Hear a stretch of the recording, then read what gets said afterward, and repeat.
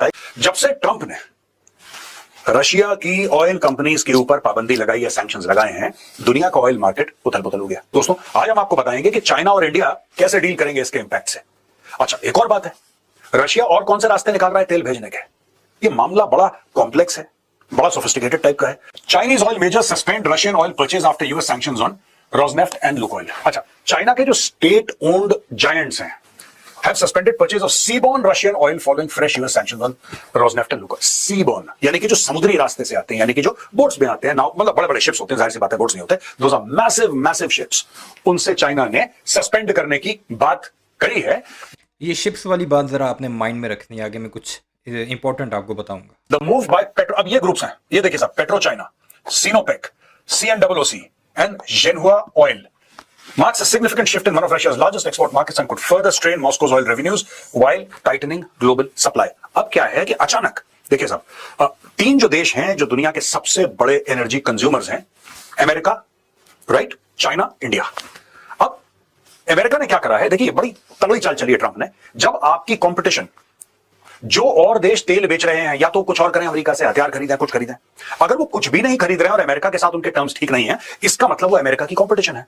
Trump ने एक चाल चल के, वो पुरानी कहावत है ना, एक चाल छह और मात, ट्रंप ने एक चाल चल के अपनी कंपटीशन को बर्बाद करने की कोशिश करी है। अब देखिए साहब, दुनिया के जो out of three top three में से जो दो हैं, यानी कि चाइना और इंडिया, अगर वो अपना मैक्सिमम ऑयल रशिया से खरीद रहे हैं, अब वो नहीं खरीद पाएंगे। और ये बात ट्रंप उल्टी तरीके से कह रहा था पिछले हफ्ते दिन से कि मेरी इंडिया से बात हुई है, इंडिया तेल नहीं खरीदेगा रशिया से।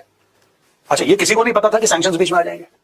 अब सैंक्शंस बीच में आ गए, जाहिर सी बात है कि इंडिया नहीं खरीद पाएगा, क्योंकि अभी तक सब ये है मेन बात, इंडिया नहीं खरीद पाएगा। अब मोदी के ऊपर जितना भी बर्डन आएगा उससे कम करने के लिए उसने अपने ये चुछुंदर मीडिया पर छोड़ दिए।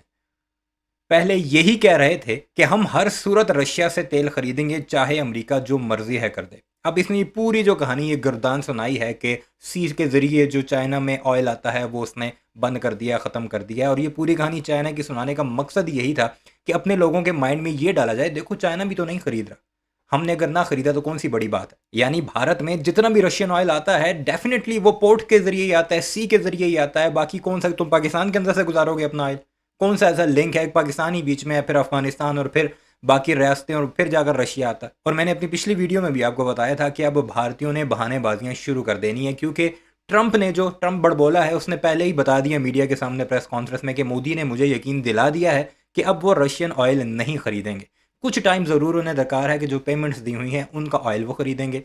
अब ये आए हैं और भारत का बाकी गोदी मीडिया भी अब आपको एक स्टेप आगे बढ़ता नजर आएगा। बदखुइयाँ करेंगे किसकी, रशियन ऑयल की, वो हमें महंगा पड़ता है, वो ठीक नहीं है, उसमें कचरा है, वो फलाना है, उसमें जो है हमारी आवाम को जो है वो रिलीफ नहीं मिल रहा, वगैरह वगैरह। पहला मोहरा नरेंद्र मोदी का ये चमूना है जो कि अब शुरू हो चुका है। किस लिए? नरेंद्र मोदी के ऊपर जो क्रिटिसिज्म होना है उसे जायल करने के लिए। सुनते जाइए, आप जरूर एंजॉय करेंगे। लोग यही कह रहे थे कि यार तुम कह रहे हो कि तेल मत खरीदो, सैंक्शंस तुमने अभी तक लगाए नहीं है, सैंक्शंस तुम लगा नहीं रहे हो, जो खरीद रहा है उस पर तुम टैरिफ लगा रहे हो, लेकिन जो बेच रहा है, जिसने लड़ाई शुरू करी है, मैंने भी यही बात बोली थी, क्योंकि यही बात लॉजिकल है। अब ट्रंप ने क्या करा है कि ट्रंप ने Russian firms which account for 50% of Russia's oil, उनके ऊपर लगा दिया सैंक्शंस। डोंट बी सरप्राइज्ड अगर बाकी ऑयल कंपनीज के ऊपर भी सैंक्शंस वो लगा दे। रशियन ऑयल कंपनीज की बात कर रहा हूं मैं।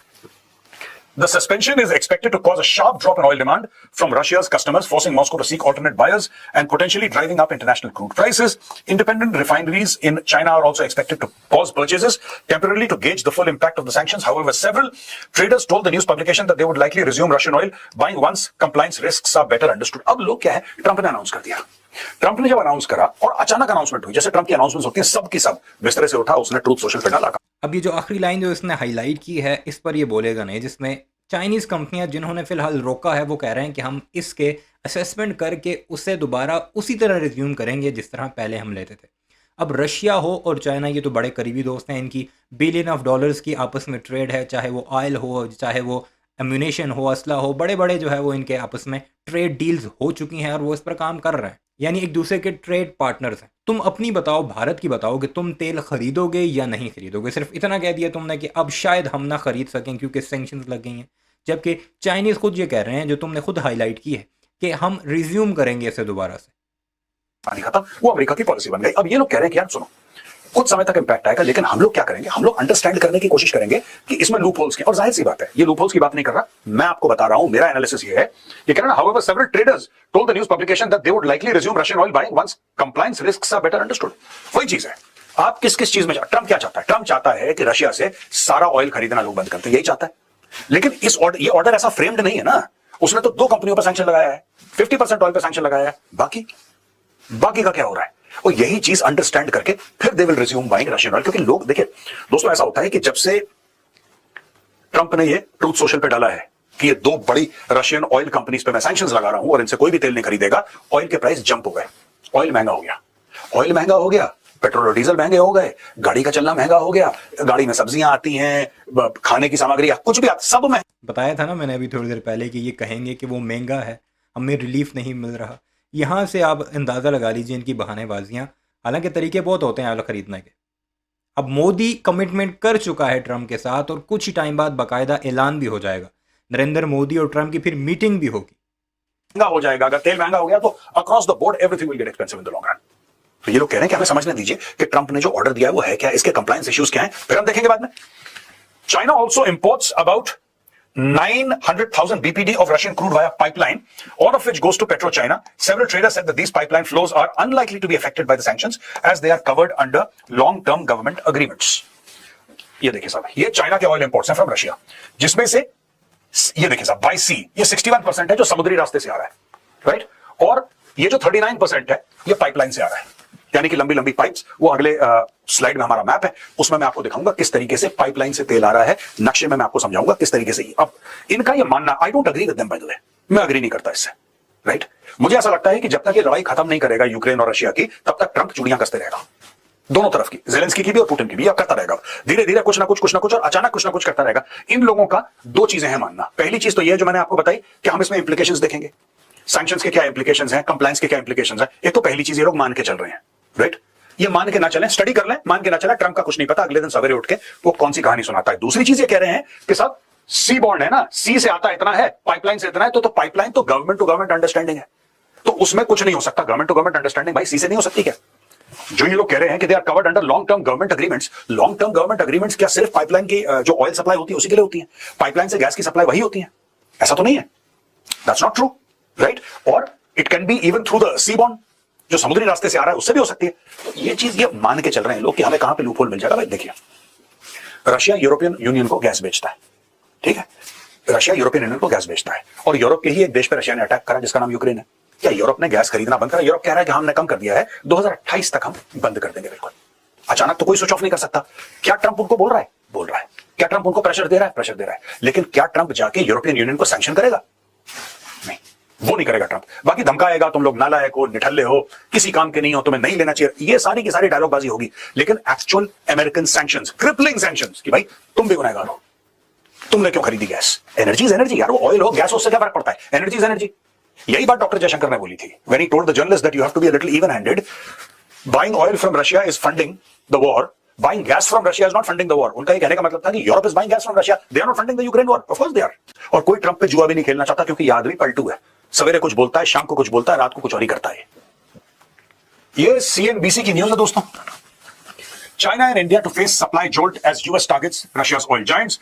India will likely need to walk away from its seaborne term agreements while China's pipeline flows may continue, said Vortexa's oil market analyst Emma Lee. अब भारत की तो पाइपलाइन है नहीं रशिया के साथ तेल की, ठीक है, चाइना नेबर है, China is a neighbour to Russia, India is not a neighbour to Russia.